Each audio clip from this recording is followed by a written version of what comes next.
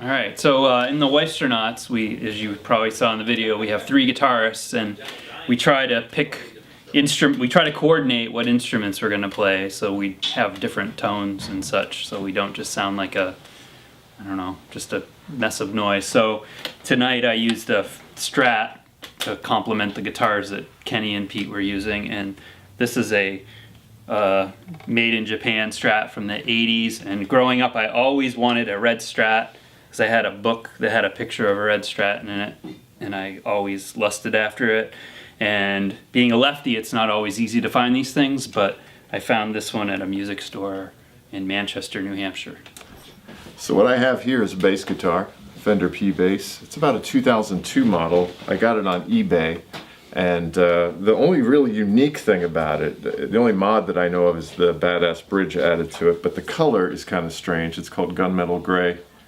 Sometimes looks green, sometimes looks blue, sometimes it looks gray. I got here a Jayco strap that Pete outfitted the band with. They're made in Kansas City, and they're really quite elegant, quite lovely, and vintage looking. I think the material is probably vintage. And we could probably put up a website right up here on where you can do that.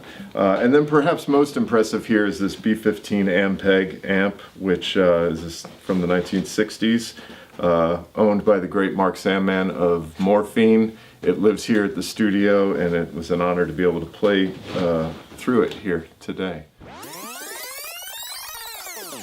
This is not necessarily my favorite guitar, but it's my coolest guitar. It's a 1974, 75, I think, Les Paul custom. It's a Alpine white, gradually turning yellow over time, which is what they do. It's the Randy Rhoads guitar, for those of you who know who Randy Rhoads is. I haven't really done anything to it. It's all stock. This was bought at about the same time. It's a Premier B160 bass amplifier. It's a horrible bass amplifier. It's a fantastic guitar amplifier. Breaks up beautifully. It has 6 V6 power tubes. I think this is like half of a banjo. Yeah? I didn't give this any thought, sorry. I don't have any. All right. Hey, so this is a Creston electric guitar, and handmade in Burlington, Vermont. And I just got it, and I'm quite excited. It has P90s, and I believe that, yeah, these are Lafler P90s, and a custom-made pick guard made out of Burlington's fine lucite of some sort. Anyway, these are really well-made guitars. This one is inspired by a basically a Fender Jazzmaster, but it's a short scale, kind of like a Jaguar. Here's what I've been using for maybe the past couple of years with the Weisstronauts. I don't use them all the time. I try to stay somewhat subtle with them. I was using this Moger Foger analog delay on that last song. Yeah, the Josh Smith, I just got this dual tremolo thing, which is pretty handy. You can kind of preset a slow tremolo and a fast one in there and switch between them pretty nicely.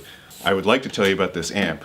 It's a Sonochord, and this is actually a prototype Sonochord made by Stephen Boudet in southern Massachusetts. He tells me that it is inspired by a Tweed Princeton.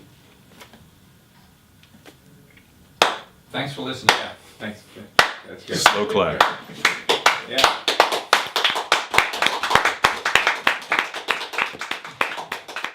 Hey, look, it's solo time.